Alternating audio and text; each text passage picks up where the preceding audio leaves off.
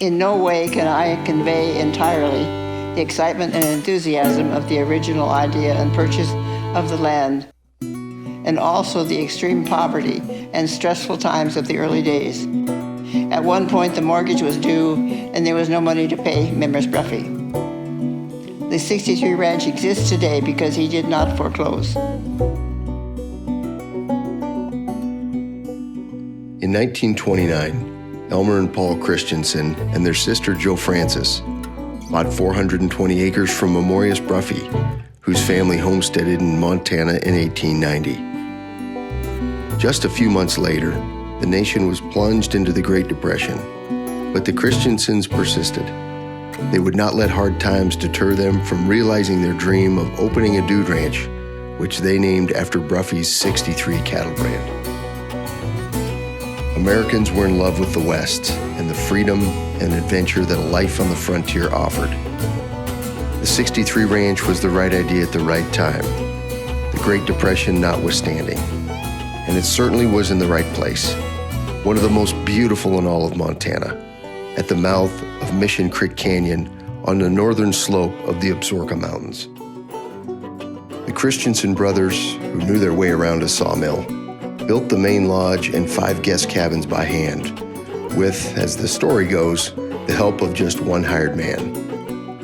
In 1930, the 63 Ranch opened its doors, and thanks to visitors from Chicago who returned to the Windy City to tell of their adventures, the Dude Ranch flourished.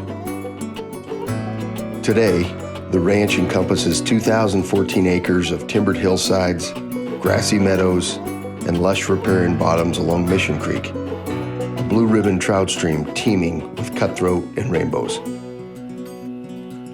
The Gallatin National Forest and the Absaroka Beartooth Wilderness area border the ranch on the south, with the Absaroka Mountains rising majestically against the horizon. For all its natural beauty, the 63 Ranch has always been remarkably easy to reach, even in the early days of the automobile. Just 12 miles from Livingston, the 63 Ranch is in the heart of the Yellowstone River Valley. Bozeman, home to Montana State University and a thriving cultural scene, is 40 miles west of the ranch. The Bridger Bowl ski area is 45 miles away, while the entrance to Yellowstone National Park is a little over an hour's drive from the ranch. The Christensens operated the 63 Ranch continuously for almost 90 years, except for a short time during World War II when family members were serving in the military. Generations of visiting families around the country grew up cherishing their time in Montana at the 63 Ranch, returning year after year for trail rides, fishing, and roundups. In 1982, the 63 Ranch became one of the first dude ranches in Montana to be recognized as a state historical site, and shortly after, that was also named a National Historical Site. It remains a working ranch today, with about 100 head of commercial Black Angus cattle and more than 90 horses. After setting the standard for Montana dude ranches for almost a century, the Christensen family decided in 2019 that the time had come to pass the reins to a new owner. For nearly a century, they stewarded the land with care and built a reputation for providing hospitality second to none. Visitors became friends, friends became like family. In the shadow of the Absaroka Mountains, at the mouth of Mission Creek, the years on the 63 Ranch were rich in every way that matters in this world.